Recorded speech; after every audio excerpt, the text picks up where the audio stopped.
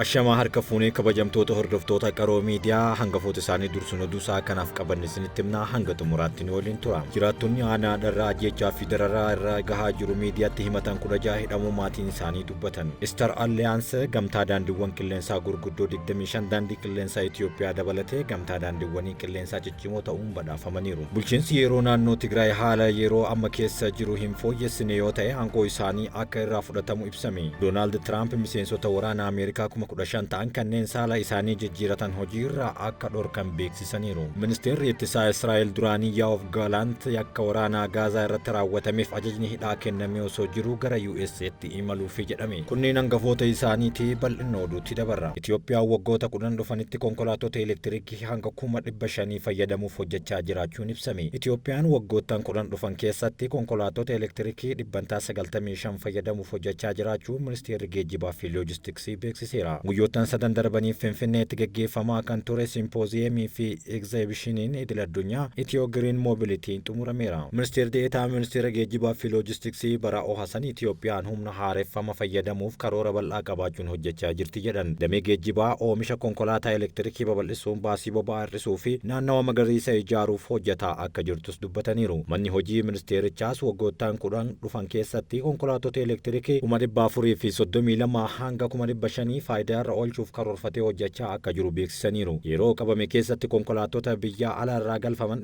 195 konkolaattota elektiriikii akka ta'anis ibsaniiru. Konkolaattonni kunneen bal'inaan akka hojiirra oolan mootummaan tumsaa fi hordoffii olaanaa taasisaa jiraachuus dubbataniiru. Yeroo ammaa kana abbootiin qabeenyaa 15,000 ta'an konkolaattota elektiriikii kurfeessuun tajaajilaaf dhiyeessaa jiraachuun himaniiru. Jiraattonni aanaa darraa ajjechaa fi dararaa irra gahaa jiru miidiyaatti himatan 16 hidhamuu maatiin isaanii dubbatan. Naannoo Oromiyaa godina Shawaa Kaabaa aanaa dharraatti jiraattonni 16 ajjechaa gara jabinaa fi suukanneessaa hidhattoota faannootiin raawwatamaa jiru kan viidiyoo miidiyaa hawaasaa gubbatti qoodameen himataman to'annoo jala ooluu maatiin isaanii Addis Istaandarditti himaniiru. Tibbana viidiyoon uummanni Salaalee haleellaa irra deddeebiin aanicha keessatti raawwatamuu dhiisanii bosonatti baqatan mul'isu miidiyaa hawaasaa gubbatti qoodamaa jiraachuun ni beekama. Viidiyoo sana irratti jiraattonni ajjechaa suukanneessaa dabalatee gocha gara jabinaa adda addaa hidhattoota faannootiin irratti raawwatamaa jiraachuu ibsuun birmadummaa akka taasifamuuf gaafatanii turan. Akka ibsa Addis Istaandarditti jiraataan aanaa dharraa ganda Waarree Gabroo maqaan isaa hin dhaamne eeretti viidiyoon iyyannoo jiraattota aanichaa agarsiisu marsaalee hawaasaa kan akka TikTok fi Facebook akkasumas miidiyaa gubbatti bahuun hordofee haadha isaa dabalatee namoonni 16 hidhamuu himeera. Akka jiraataan kun jedhutti haati isaa fi haati warraa wasiila isaa sadaasa 22 bara 2024 ganama naannoo sa'aatii 1 irratti mana isaaniitii fudhataman jedhame. Waggoottan dhiyoo as aanaan darraa dirree waraana mootummaa waraana bilisummaa Oromoo fi hidhattoota faannoo gidduutti gaggeeffamuun guutamteerti. Aanaa kanatti adoolessaa hanga onkololeessaa bara 2024 gidduutti haleellaa raawwatameen namoonni 43 ol lubbuu isaanii dhabuun himameera. Taatee kana hordofuun barattoonni yuunivarsiitii adda addaa hiriira nagahaa bahuun ajjechaa lammiilee nagaa irratti raawwatamu balaaleffataa jiru. Mootummaan naannoo Oromiyaa akkasumas paartileen mormitoota adda bilisummaa Oromoo fi koongirensii federaalaa Oromoo ibsa adda addatti baasaniin ajjechaa suukanneessaa kana balaaleffataniiru. Maddi oduu kanaa Addis Istaandard. Star Alliance gamtaa daandiiwwan qilleensaa gurguddoo 25 daandii qilleensaa Itoophiyaa dabalatee gamtaa daandiiwwan qilleensaa ciccimoo ta'uun badhaafameera. Star Alliance daandii qilleensaa Itoophiyaa dabalatee daandiiwwan qilleensaa gurguddoo addunyaa 25 waliin ta'uudhaan badhaasa imalaa bara 2024 irratti gamtaa daandiiwwan qilleensaa ciccimoo ta'uun badhaafameera. Dorgommii kana irratti Star Alliance injifachuun waggaa 5ffaaf walitti aansuun injifate.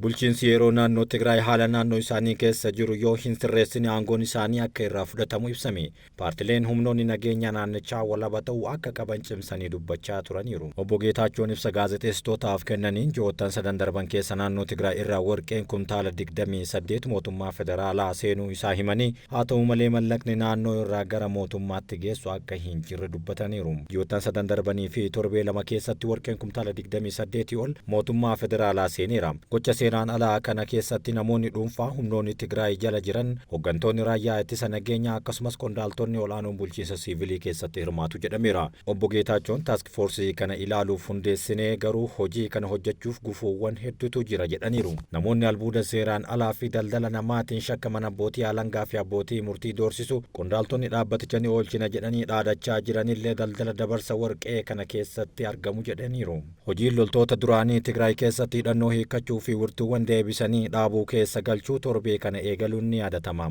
Hojiin kunis karaa waliigaltee Piriitooriyaan kan waraana dhiigaan dhangalaa'ee xumureen raawwatamuu akka qabu himaniiru. Kana ilaalchisee pirezidaantiin bulchiinsi yeroo marsaa jalqabaatiin hidhattoonni 75,000 hidhannoo hiikkachuun waraana keessaa akka gadi lakkifaman akka ijaaraman eeruun adeemsa kana ilaalchisee rakkoon akka hin jirre ibsaniiru. Gara oduu biyya alaatti yoo dabarru Doonaald Tiraamp miseensota waraana Ameerikaa 15,000 ta'an kanneen saala isaanii jijjiiratan hojii irraa akka dhoorkan beeksifameera. Kana booda loltoonni saala jijjiiratan waraana biyyattiitti akka hin hirmaannes ni dhoorkama jedhameera. Murtee Doonaald Tiraamp kanaan lakkoofsi waraana Ameerikaa hir'achuu mala jedhameera. Walakkeessa baatii gurraandhalaa keessa aangoo isaanii kan qabatan Doonaald Tiraamp kaabinee isaanii irra deebiin gurmeessaa kan jiran yoo ta'u, qopheessaa televezyiinii Fox News Peetee Hagasti ministeera ittisaa akka taasisan ibsaniiru. Gaazexaan The Times akka gabaasetti namoonni saala uumamaa jijjiiruu hin qaban jedhee nam amanu Doonaald Tiraamp lammiilee Ameerikaa saala uumamaa isaanii jijjiiran waraana biyyattiitti akka hin makamne ni dhorku jedhameera. Kanuma ilaalchisee Doonaald Tiraamp loltoota saala jijjiiratan 15,000 hojii irraa ari'uuf karoorfachuu isaaniis gabaafameera. Doonaald Tiraamp bara pirezidaantummaa isaanii bara 2016 hanga 2020tti lammiilee saala jijjiiratan waraana akka itti hin makamne dhorkanii turanillee pirezidaantiin Joo Baayiden garuu uggura kana kaasaniiru. Haa ta'u malee xiinxaltoonni tokko murteen Doonaald Tiraamp kun waraanni Ameerikaa humna namaa hir'isuu akka mudatu gochuu danda'a jechuun yaaddoo qaban ibsaniiru. Miseensonni waraana Ameerikaa saala jijjiiratan yoo tajaajila irraa dhorkaman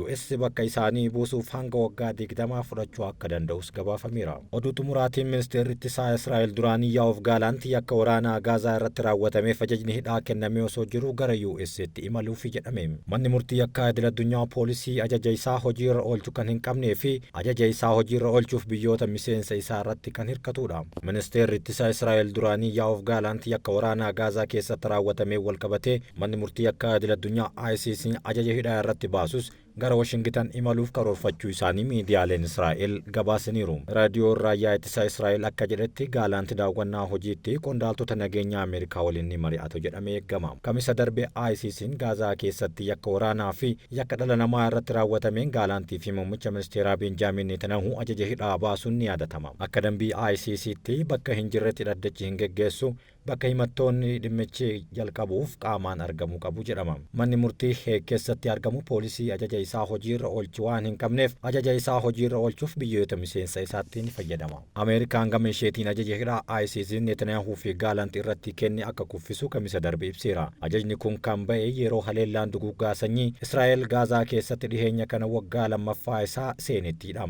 Kanaan dura Filisxeemota 44,200 ol ajjeesee yoo ta'u irra caalaan isaanii dubartootaa fi daa'imman ta'uun ibsameera. Weerarri Israa'el kun uggura itti fufee kan jiruu fi itti yaadanii hanqina nyaataa, bishaan qulqulluu fi qoricha hamaa uumuun uummata gara dararaa hedduutti dhiibee jira. Kabajamtoota hordoftoota qaroo miidiyaa oduu isinitti himuun kan isin waliin ture Amiin Shubbiseetii rakkoo sagaleef dhiifame isin gaafachaa waan waliin turtaniif galatooma.